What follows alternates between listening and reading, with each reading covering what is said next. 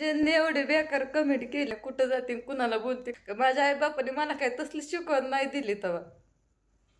तर आता बघा व्हिडिओ एडिटिंग करायला घेतला होता मी आणि भांडी घासून होते आणि त्यांचा थंबनेल बघितलं, मी व्हिडिओ पूर्ण बघितला मी आणि त्यांनी बोललेलं पण सगळं ऐकलं आणि त्याच्या खालच्या कमेंट आणखी एवढं काय काय माणसं बोलतात, थोडं तरी विचार करून बोलायचं. त्याच्या आधी ह्यांनी पण तसंच बोललं, मला थोडं तरी मन असं ना, थोडं तरी विचार करायचा दुसऱ्याचा, बायकोचा, कोणाचा, सगळे घालायचं. त्यांना पण माहिती आहे काय सुद्धा नाही, त्यांना पण माहिती आहे माझ्या पोटाचा प्रॉब्लेम आहे, 1-2 महिने झालं आणि मी गोळ्या पण खाते त्याच्यामुळं होतात आणखी काय काय घोटाळा होतात बघा, प्रॉब्लेम येतात रक्ताचं, ह्याचं दुसरं आणखी कशाचं.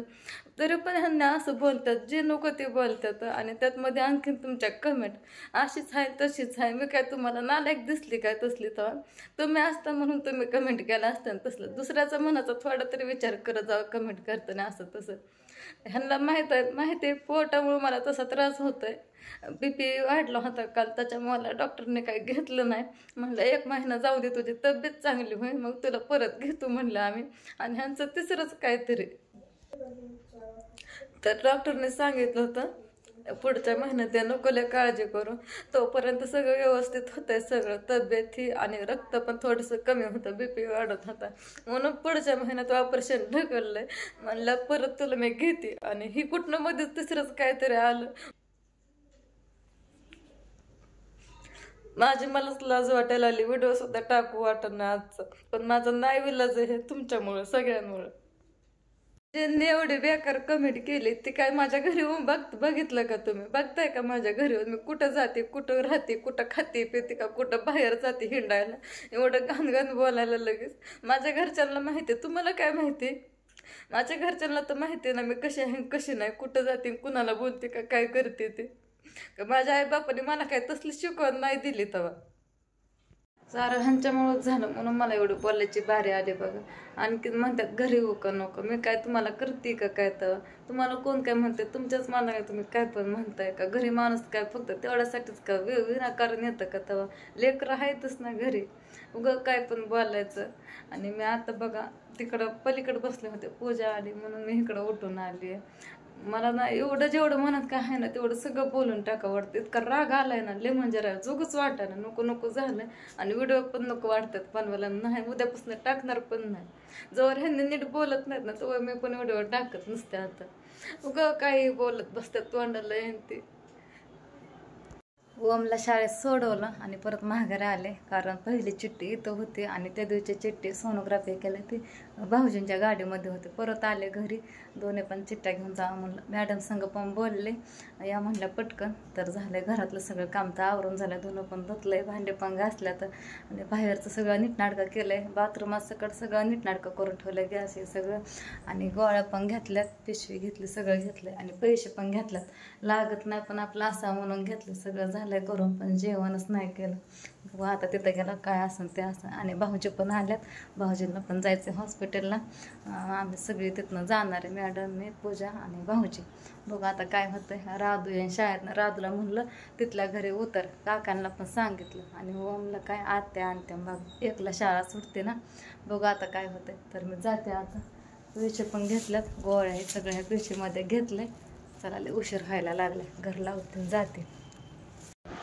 तर निघायच्या टायमालाच राधू आली शाळेतनं आणि तिला लस पण दिली बघा. म्हणून तिला सांगितलं, कुठं दिलं बाळा इंजेक्शन?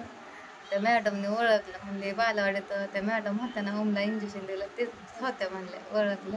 असं जवळ घेतलं आणि इंजेक्शन दिलं. नाही असं करून नेलं. मी लाईनीत उभा राहिली होती पहिल्या नंबरला आणि मी त्यांच्याकडे अगोदर बघितलं, त्यांनी माझ्याकडे नव्हतं बघितलं. पुन्हा ते त्यांच्या जागेवर बसल्या ना, त्यांच्या ते जागेवर बसले ना, तेव्हा ती उठल्या, त्यांना मी दिसली, ते उठल्या आणि माझ्याकडे येऊन मला असं घेतलं, बोललं घे लस नाही बाई घ्यायची, चल की थांबतो इथं या मांड. चला आता निघालं, मॅडमचं थोडं काम होतं थांबलं होतं, लय उशीर झाला पण. आता राधाला सांगितलंय, ओमला सांगू नको येते महागारी म्हणून, झालं म्हणले नाही सांगत, ते रडतोय, त्याला सांगितलं की. आणि ह्यांनी म्हणलं बघ तिथे गेलं काय होतंय आणि फोन कर. बॅलन्स संपला होता, बॅलन्स टाकलं. तर चला आता झालं इकडं. काय ठेवायचं.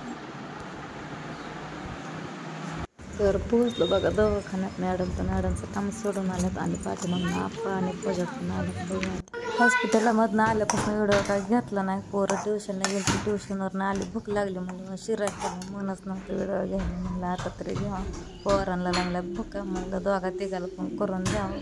झाला शिरा करून, भुका लागल्या होत्या. भाजी काय संपली होती सगळी. म्हणलं शिरा करते. ते ग पण म्हणली करा शिरा, मग खातो म्हणले.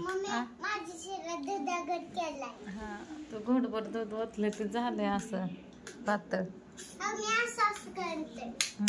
खा तुला आवड खावा कृष्णा. लागतोय करा चांगला. तुला गोड लागतो ना, गोड केला खरा.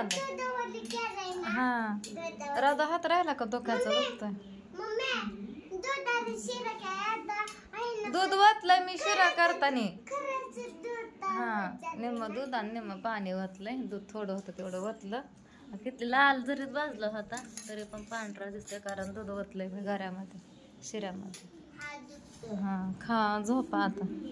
इकडं पोरं बघत होती TV. भुका लागल्यात आता. किती 5 वाजाय 10 मिनिटं कमी, 5 मिनिटं कमी.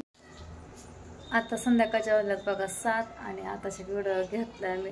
दवाखान्यात गेलो होतो पण काय थोडासा प्रॉब्लेम झाला, त्याच्यामुळं महागारी पाठवलं. म्हणलं पुढच्या महिन्यात त्या नाही विला रडकुंडे आला जेव्हा तिथं, कारण एवढं दुखणं मी सुचलो. महिना झालं सुचती आणि थोड्यासाठी म्हणजे नाही का नॉर्मल थोडंच होतं, पण काय नाही विलाज आहे. डॉक्टरनेच बघा सांगितलं नको म्हणून, उगाच नाही का नाही तेच व्हायचं, त्याच्यामुळं नको म्हणल्या. मग आलो घरी. आल्यानंतर व्हिडिओ काय घेतला नाही, मनच लागा ना. भीती तर वाटत होती, मन तर धट गेलते. सगळं रक्त लगेच चेक केलं. थोड्यासाठी घोटाळा झाला आणि मग ह्यांना फोन केला. ह्यांना सांगितलं बघा असू दे म्हणलं, चांगलंच एक टाईम थोडंसं पुढं सरकलं ते. पण इच्छा होती ऑपरेशन होऊन गेलं म्हणजे टेन्शन नाही. कधी तर करायचंच होतं, थोडंसं हाल होणारच होतं असं तसं. पण आता असू द्या, नशिबात नव्हतं ते म्हणून गेला हातून बघा ते. मग आल्यानंतर पोरांना शिरा हे केला. पाणी तर सकाळपासून नाही प्यायला. आता ओम पडला बाहेर.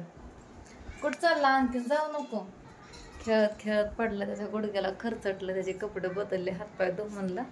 आणि कृष्णा राधू पण बाहेरच आहे. तिला पण राधूला इंजेक्शन दिलेलं, दुखतंय म्हणते हात.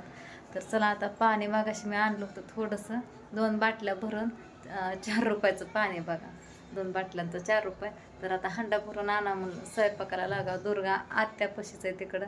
आत्या येताना तिला आणते, कारण ती झोपली होती दुपारी म्हणून मी काय तिला आणलं नाही. आत्या म्हणजे राहू दे तिथं. तर मी तर स्वयंपाक करून आता. तर असू द्या आता चला. बाहेर तर लय अंधार पडला. पोरं तर काय ऐकणार, खेळू नका म्हणते बाहेर, तरी तिकडे बाहेर खेळत. स्वयंपाक करत होते बघा मी, चपात्या करत होते. कृष्णा ओम म्हणली भुका लागल्यात मम्मीले, कारण दुपारी शिरा खाल्ला होता आणि ओम पण अभ्यास करत होता.